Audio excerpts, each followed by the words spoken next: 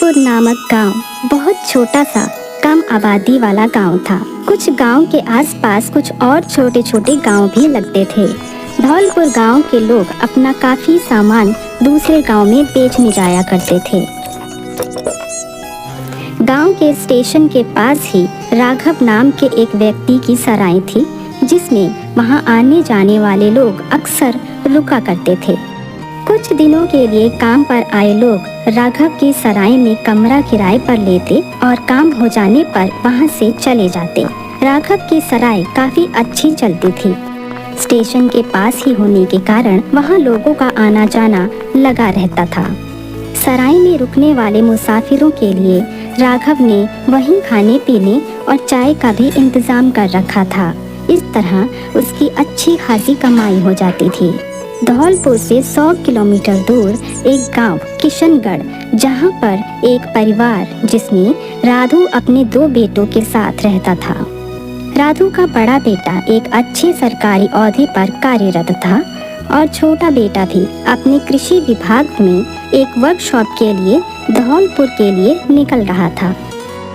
पिताजी, मैं 2 से 3 दिन में धौलपुर से वापस आ जाऊंगा। आप अपना ख्याल रखिएगा। बेटा, ख्याल रखना अपना और पहुंचकर फोन कर देना, ठीक है? उसके बाद गुंजन धौलपुर रेलवे स्टेशन पर उतरता है और स्टेशन से बाहर निकलकर आसपास रहने के लिए ठिकाना ढूंढने लगता है। तभी उसकी नजर राघव की सराय पर गई।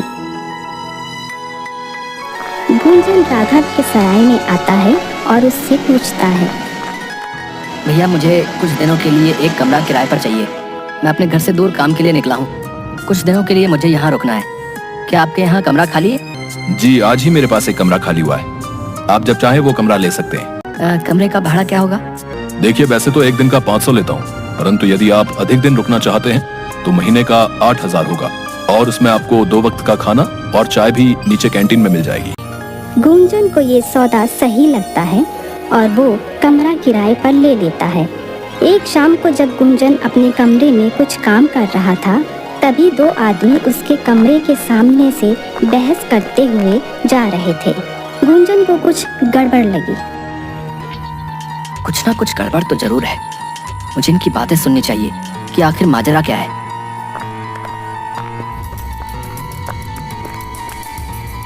वो उनका पीछा करते हुए नीचे के कमरे में चला गया और छुपकर उनकी बातें सुनने लगा। तभी अचानक उनमें से एक आदमी ने गुंजन को देख लिया और गुंजन का पीछा करने लगा। गुंजन अपने कमरे की तरफ भागा और कमरे में पहुंचकर किसी को फोन पर कुछ बता रहा था। उसी समय पीछे से एक काला कपड़ा उसके सिर पर आ गिरा और उसका कत्ल हो गया। अचानक उसकी सराय में एक कत्ल हो जाता है। सारे गांव में हड़कंप मच जाती है, क्योंकि आज से पहले वहां ऐसा हादसा नहीं हुआ था। लोग आपस में तरह तरह की बातें करने लगते हैं। अरे भाई, सुना है राघव की सराय में कल किसी का कत्ल हो गया। ये अनहोनी इस गांव में कैसे हो गई भाई? आज तक तो ऐसा कोई हादसा हमारे गांव में नहीं हुआ। पता नहीं क्या माजरा है। पुलिस उस सराय में आकर वहां का पूरा मुआयना करती है। जिस व्यक्ति का कत्ल हुआ वो 2 दिन पहले उस सराय में रहने के लिए आया था और अपने कमरे में ही मरा हुआ पाया गया।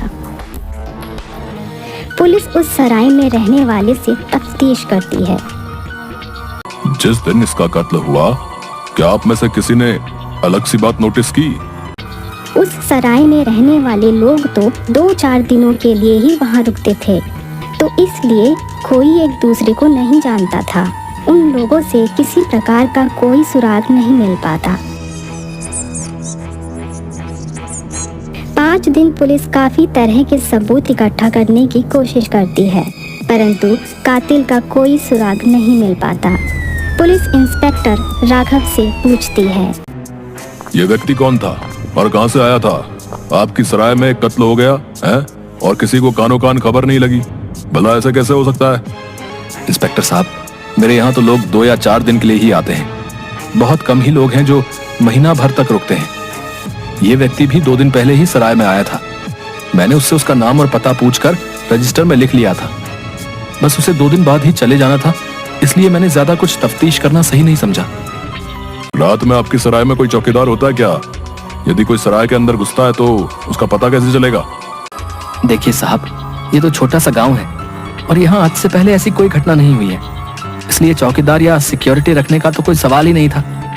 हाँ, मैंने एक नौकर रखा है जो कि कैंटीन में सबको खाना खिलाने के बाद सराय का दरवाजा बंद करके उस पर ताला लगा देता है, तो इसलिए बाहर से किसी के आने की तो कोई आशंका नहीं है। अब कोई दीवार फांद कर सीधा इस आदमी के कमरे में चला गया हो, क्या पता कोई इसका कोई पुराना दुश्मन हो, तो मैं इस बारे में कुछ नहीं कह सकता। पुलिस काफी दिन तक कई तरह के सुराग इकट्ठा करने की कोशिश करती है, परंतु कातिल का कोई सुराग नहीं मिल पाता। जब गांव की पुलिस इस केस को नहीं सुलझा पाती तो ये केस गांव से बाहर जिले के थाने में जाता है। वहां से इंस्पेक्टर राजन को ये केस सौंपा जाता है और उन्हें अब तक की हुई पूरी जानकारी के बारे में बता दिया जाता है। इंस्पेक्टर राजन ड्यूटी पर जाने से पहले अपने अफसर से बात करते हैं। देखिए, मुझे इस केस के बारे में जितनी भी जानकारी मिली है उससे कातिल का कोई सुराग नहीं मिल पा रहा। मुझे इस केस को सुलझाने के लिए पुलिस के रूप में नहीं बल्कि एक साधारण व्यक्ति के रूप वहां जाकर रहना होगा, जिससे कि मैं वहां के माहौल से अवगत हो पाऊं। राजन अगले ही दिन ड्यूटी पर निकल जाते हैं। वो राघव की सराय में पहुंचते हैं और उससे बिना बताए कि वो एक इंस्पेक्टर है, एक साधारण व्यक्ति के रूप में उससे एक कमरा किराए पर लेते हैं। देखिए, मुझे कुछ दिनों के लिए एक कमरा किराए पर चाहिए। जी ठीक है, आप अपना नाम और पता रजिस्टर में लिख दीजिए, मैं आपको कमरे की चाबी दे देता हूँ। इस तरह वे इंस्पेक्टर राघव से कमरे की चाबी लेकर अंदर चला जाता है। इंस्पेक्टर अपने कमरे से हर आने जाने वाले व्यक्ति पर नजर रखता है और सराय में होने वाली सभी गतिविधियों को गौर से देखता है।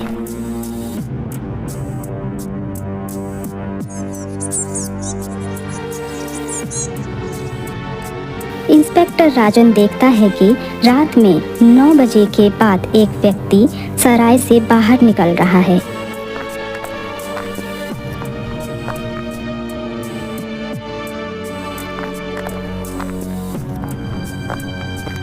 खाना खाने के बहाने राजन कैंटीन में जाकर वहां के नौकर छोटू से कुछ पूछताछ करता है। छोटू, वाह भाई, तुम खाना तो बहुत ही अच्छा बनाते हो। कब से नौकरी कर रहे हो यहाँ पर? जी मुझे यहाँ काम करते हुए 5 साल हो गए। मैं जब से अपने गांव से यहाँ आया तभी से राघव भैया के साथ काम कर रहा हूँ। अच्छा, एक बात तो बताओ, रात को काफी देर तक नीचे से आवाजें आ रही थी, यहाँ क्या चल रहा था? जी राघव भैया और कुछ लोग जो यहाँ रहते हैं वो कभी कभी गपशप लगाने और सिगरेट वगैरह पीने के लिए यहाँ बैठते हैं। बस वही इधर उधर की बातें चल रही थी। ये राघव भैया के परिवार में और कौन कौन है? जी मैंने तो कभी उनके परिवार के किसी सदस्य को नहीं देखा। मैं जब से यहाँ आया हूँ वो यहीं रहते हैं और उनके अलावा उनके परिवार का कोई सदस्य यहाँ आता जाता नहीं दिखा। राजन छोटू से बात करने के बाद ऊपर अपने कमरे में चला जाता है। वो मन ही मन सोचने लगता है, यदि मुझे किसी बात का पता लगाना है तो मुझे छुपकर उस समय इनकी बातें सुननी होंगी जब ये लोग गपशप लगाते हैं। करीब 1 घंटे बाद कोई आदमी मुंह पर चादर लपेटे हुए सराय में घुसता है और सीधा नीचे कैंटीन में चला जाता है। उसका चेहरा साफ नहीं दिख रहा था। राजन छुपकर उन लोगों की बातें सुनने लगता है। वह लोग सिगरेट का कश लगाते हैं और इधर उधर की बातें करते हैं। राघव भी बैठा था। राजन ने जिस व्यक्ति को 9 बजे सराय से बाहर जाते हुए देखा था और मुंह पर चादर लपेटे वापस आते हुए देखा, उसे कदकाठी से वो राघव ही लगा। अगले दिन राजन राघव से बात करता है। अरे भाई, मैंने सुना है आप लोग रात में खूब गपशप लगाते हैं और ताश की बाजी भी होती है। मैं भी रात में बोर हो जाता हूँ। अभी तो मैं काम पर जा रहा हूँ, शाम को सराय में वापस आने पर मैं भी आप लोगों के साथ बैठूंगा। जी जी जरूर, हम लोग तो अपना मन बहलाने के लिए कुछ देर साथ में बैठकर खेल लेते हैं, आप भी आ जाइएगा।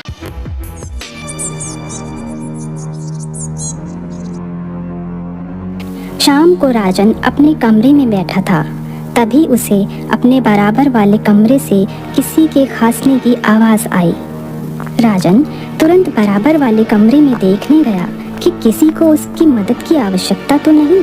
उस कमरे में एक व्यक्ति पलंग पर लेटा हुआ था और जोर जोर से खांस रहा था। आपकी तबीयत तो ठीक है ना? मैं आपकी कुछ मदद कर सकता हूँ? इस पर वो व्यक्ति बोलता है, टेबल से मेरी दवाई उठा दो। राजन जैसे ही टेबल के पास दवाई ढूंढता है तो उसे एक सफेद सी पुड़िया दिखती है जिसमें पाउडर जैसा कुछ लिपटा हुआ था। राजन को वो देखकर कुछ शक सा होता है। वो पुड़िया को चुपचाप अपनी जेब में डाल लेता है और उस आदमी को दवाई देकर वहां से निकल आता है। राजन उस सफेद कागज की पुड़िया को खोलकर जब पाउडर को चखता है तो उसे समझते हुए देर नहीं लगती कि ये नशे की कोई चीज है। उसे ये तो समझ आ जाता है कि दाल में कुछ तो काला है, परंतु वो किससे पूछे? मौका देखकर वो छोटू के पास जाता है। छोटू यहाँ आओ, ये लो 50 रुपए, ये तुम्हारा इनाम है। धन्यवाद भैया। अच्छा सुनो, मुझे तुमसे कुछ पूछना है। राजन छोटू को वो पुड़िया दिखाते हुए पूछता है। अच्छा बताओ, ये कहाँ मिलेगी? पुड़िया देखते ही छोटू के चेहरे का रंग उड़ जाता है और वो बहुत घबरा जाता है। घबराहट में छोटू के हाथ से 50 का नोट भी नीचे गिर जाता है और वो कपकपी आवाज में राजन से कहता है, ये क्या है? मैं नहीं जानता कि ये कहाँ मिलेगी। उसकी घबराहट देखते ही राजन समझ जाता है कि कुछ ना कुछ तो गड़बड़ है और छोटू कुछ ना कुछ जानता भी है। राजन छोटू को धमकाते हुए पूछता है, देखो छोटू, जो कुछ भी जानते हो मुझे बता दो, वरना मैं गुनहगार को तो ढूंढ ही लूंगा और साथ में तुम भी फंस जाओगे। छोटू घबरा जाता है और राजन से कहता है, साहब आप कौन हो? मेरा नाम इंस्पेक्टर राजन है। साहब मुझे बचा लीजिए, मेरा कोई कसूर नहीं है। ये सब काम तो राघव भैया करते हैं। क्या सराय का मालिक राघव ये सब काम भी करता है? तो कुछ दिन पहले जो कत्ल यहाँ हुआ था उसमें भी क्या उसका हाथ था? छोटू घबरा कर रोते हुए सब बोल देता है। साहब मुझे बचा लीजिए, मैंने कुछ नहीं किया। राघव भैया सराय चलाने के साथ साथ ये गांजे का धंधा भी करते हैं। यहाँ पर रुकने वाले लोगों से दोस्ती करके पहले उन्हें मुफ्त में ये नशा कराते हैं, फिर जिनको उसकी लत लग जाती है वो लोग बाद में राघव भैया से वो नशे का पाउडर खरीद कर ले जाते हैं। उनका ये धंधा काफी समय से चल रहा है। कुछ दिन पहले यहाँ एक व्यक्ति रुकने के लिए आया, उससे राघव भैया पर शक हो गया था। जब उसने राघव को पुलिस में शिकायत की चेतावनी दी तो राघव भैया ने रात में उसका कत्ल कर दिया। इस सराय में जो कत्ल हुआ है वो और कोई नहीं, मेरा छोटा भाई कुंजन था। मुझे इस केस की तह तक जाने के लिए एक आम आदमी की तरह यहाँ रहना पड़ा। आपका भाई? साहब इसमें मेरा कोई कसूर नहीं। राघव भैया ने हम सबको धमकाया हुआ था कि किसी को कुछ न बताएं। तो राघव ही असली गुनहगार है। दो गुनाह एक साथ। एक तो गैर कानूनी काम करता है, लोगों को नशे की लत लगाता है और फिर अपना भांडा फूटने के डर से कत्ल भी कर देता है। इसे तो मैं नहीं छोड़ूंगा। छोटू तुम चिंता मत करो, तुमने अच्छा किया जो मुझे ये सब बता दिया। मैं तुम्हें कुछ नहीं होने दूंगा।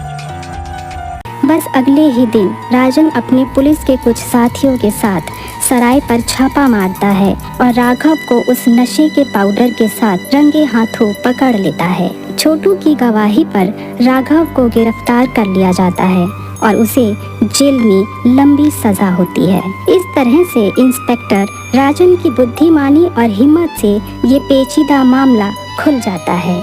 राघव को जेल में लंबी सजा होती है और राजन छोटू को एक चाय की दुकान खोल कर देता है जिससे कि वो अपनी रोजी रोटी